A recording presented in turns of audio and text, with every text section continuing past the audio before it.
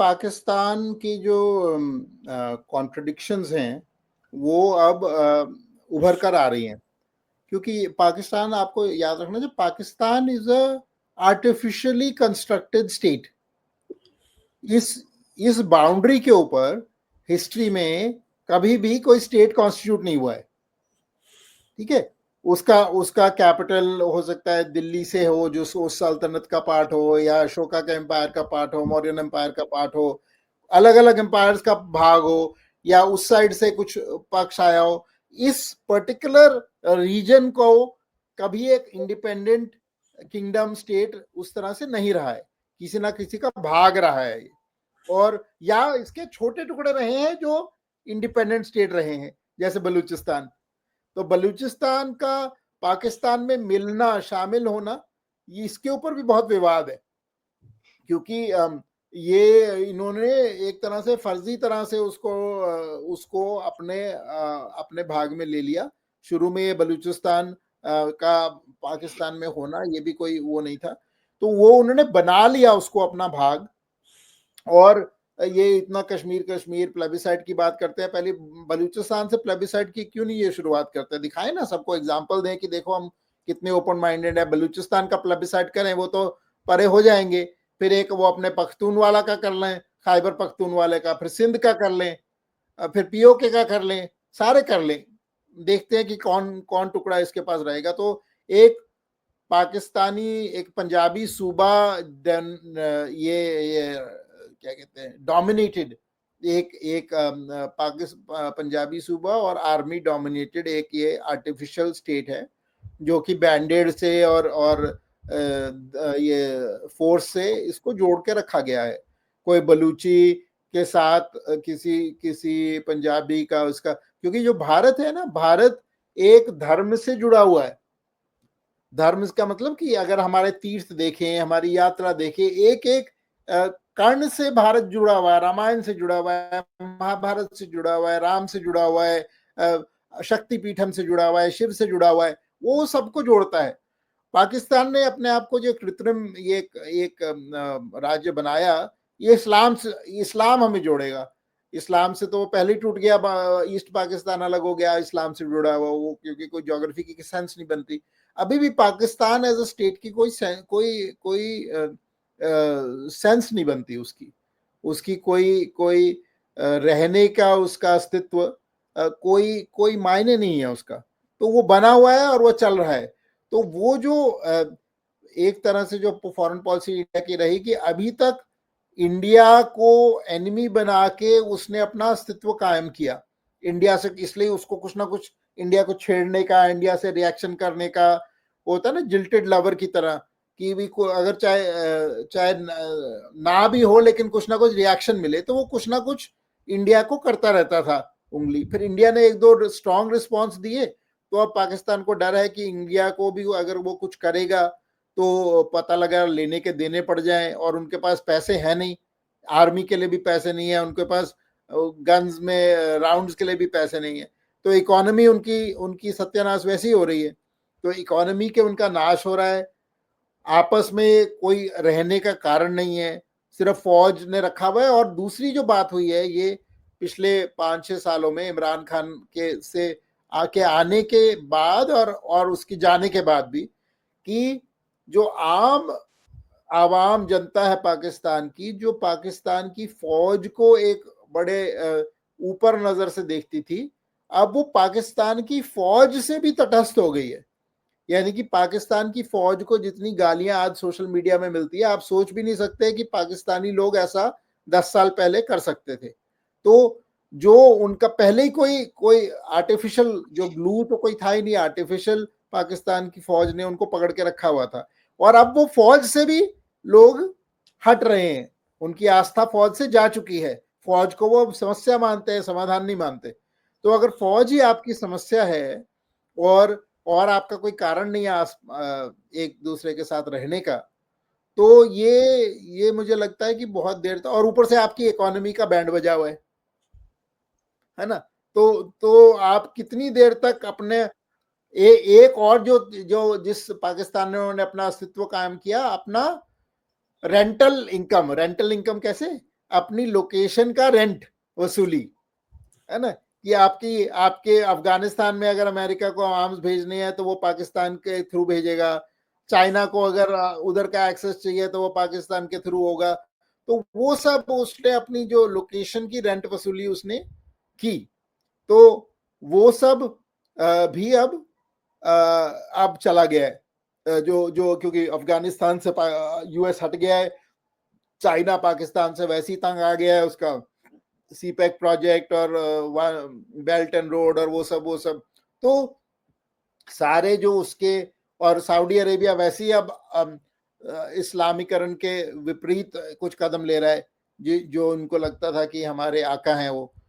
तो सारे के सारे जो फैक्टर्स हैं, मुझे लगता है कि पाकिस्तान को एक फेलिंग स्टेट से फेल्ड स्टेट की ओर ले जा रहे हैं। और ये काम जल्दी हो तो मुझे लग रहा है अच्छा ही होगा। उसमें ये है कि फॉल आउट होगा जरूरी, लेकिन हमको डरना नहीं चाहिए इस बात का कि तो फेल हो जाएगा स्टेट तो क्या बहुत वो हो जाएगा। शायद उसका फेल होने से ही उसके लोगों का भी भला होगा, क्योंकि वो स्टेट किसी का भला नहीं कर रहा है।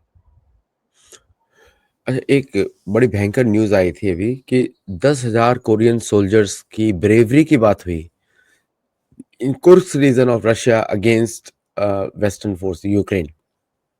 और उन लोगों ने लाइक विभूति जी, मैंने देखा कि the Ukrainian army people praise north Korean soldiers. मैं मिलिट्री की छोटी छोटी न्यूज पे बहुत मेरा इंटरेस्ट रहता है, पर्सनल हॉबी है मेरा। एंड आई सॉ दैट जो कमेंट्स आए वहां से कि these soldiers were very brave but they were not used to new tactics, लेकिन दे अडॉप्टेड, उनका इनिशियल कैजुअलिटीज हुआ नॉर्थ कोरियन सोल्जर्स का, बट दे अभी कुर्स्क पूरा फ्री हो चुका है ऑल यूक्रेनियन इन्वेजन से, खत्म हो गया। यहाँ तक कि प्रेसिडेंट ट्रम्प ने भी अपील किया रशिया को कि जो बंदी बनाए गए लोगों को छोड़ दो प्लीज, उनको मारो मत, ये बोला उन्होंने। सो डू यू थिंक कि रशिया जो है कंक्लूसिवली विन कर चुका है बैटल? और मेरे हिसाब से तो कर चुका है, लेकिन लेकिन अब उसका जो बॉर्डर्स रीड ऑन का डिस्कशन चल रहा है वो चल रहा है इस समय। व्हाट डू यू सी अभी इसके बाद जो इम्पैक्ट होगा रशिया का वेस्ट के साथ, क्योंकि मिलिट्री डिफीट यहाँ पे एकदम क्लियर है पूरे वेस्ट की। बिल्कुल सही कहा आपने, मैं आपसे सहमत हूं कि Russian victory is almost certain and they हो हैव चुका है, मेरे हिसाब से हो चुका है हो एकदम। चुका है वो अब रशिया जो है उसका हाथ वर्चस्व हो पे आ गया है कि I control this and they will not let it go bye.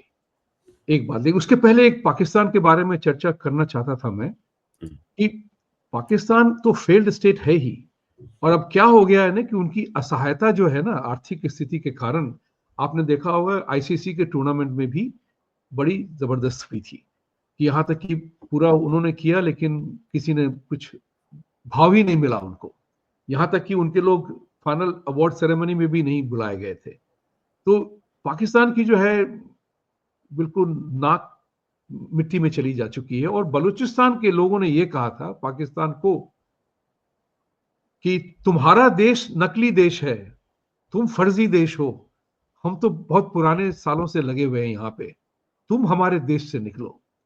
That is the movement that has happened and I think Pakistan से डेज आर नंबर्ड, क्योंकि जो है ये मूवमेंट बलूचिस्तान से लेकर के सिंध पे जाएगा, सिंध से लेकर अफगानिस्तान टेरिटरी पे जाएगा।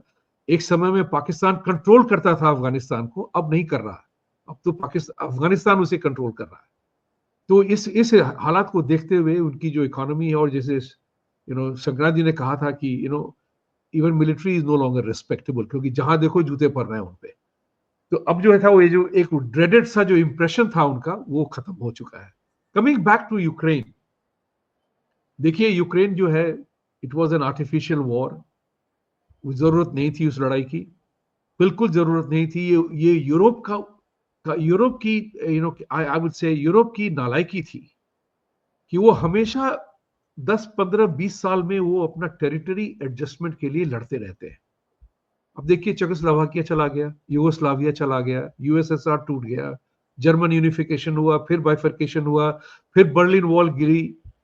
These kind of things happen in Europe. उनके दोनों वर्ल्ड वॉर्स जो थे, they were world wars not because of anything else. It was a world war because your and my army died in those wars. Colonial armies died in that war. That's why they became world wars. उन्होंने trap बनाया था। इस बार जो है Ukraine की बात को किसी ने वैश्विक तरह से कि नहीं माना कि ये दुनिया की प्रॉब्लम है. इवन जयशंकर जी ने कहा था कि Europe has to come to terms with one thing, that European problem is our European problems. It's not my problem or your problem. अब रशिया जो है, जो तोड़ा गया था यूएसएसआर को, रशिया रीगेन करना चाहता है उसे धीरे धीरे. पूरा नहीं कर पाएगा, इट्स इम्पॉसिबल, बट यूक्रेन को छोड़ेगा नहीं.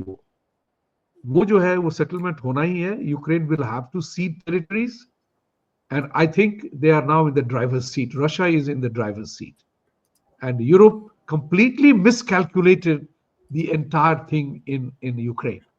Europe completely. And NATO is to be blamed. एक बात मैं ट्रंप से सहमत हूं. मेरे मित्र थे जिनको मैं थोड़े कुछ तरह से जानता था, स्टीफन कोहेन, उन्होंने कहा था कि Trump is right about Russia.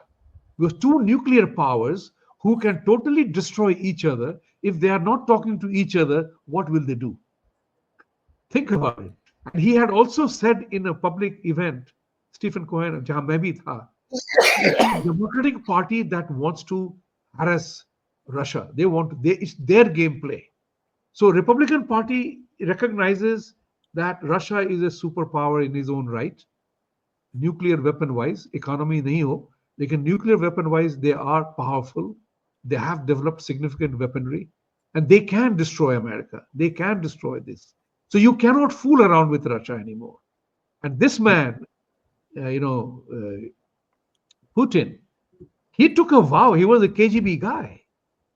He had taken a vow कि हम जो हारे हैं, जो हमारी मिट्टी में नाक लगी थी ये वेस्टर्न प्ले के कारण, उसको हम रीगेन करेंगे. We have to regain our lost honor. And he is after regaining the lost honor. And therefore he will not compromise on that. Europe का सबसे बड़ा मुझे नाराजगी है. Trump is again right that NATO must be disbanded. You have a problem in Europe, deal with it. You make your organization, but you cannot have a military club, members only club, the only military is only members only club in the world. That is a new mode of imposing imperialism and colonialism. सारे देश दुनिया को डरा दिया कि अगर तुमने हमारे मेंबर को छुआ तो हम तुम्हें आगे मारेंगे. That's totally wrong. And in 21st century, these military clubs have no status, no state to be in place. The world must demand disbandment of NATO. Apna deal karo, So Europeans are, in my opinion, put it mildly, the worst lot of people. Because दुनिया की सारी समस्याओं को आप देखें, आज के flash point जितने भी हैं, they are the legacy or the remnants of European colonialism. Whether it's Middle East, Africa, India, China, McMahon line बना दिया, Durand line बना दिया, territory बांट दी, as if it was Europe's बाप की property थी, rest of the world. And they divided the world. Think about it. And they sing praises. Oh, Goa Inquisition was nothing. These are the things that we have to really contest and, deal with Europe from a position of strength. I would put it this way. Given that London is taken over and the UK is taken over the way, I think India must say, okay, enough of Commonwealth, we are out of it.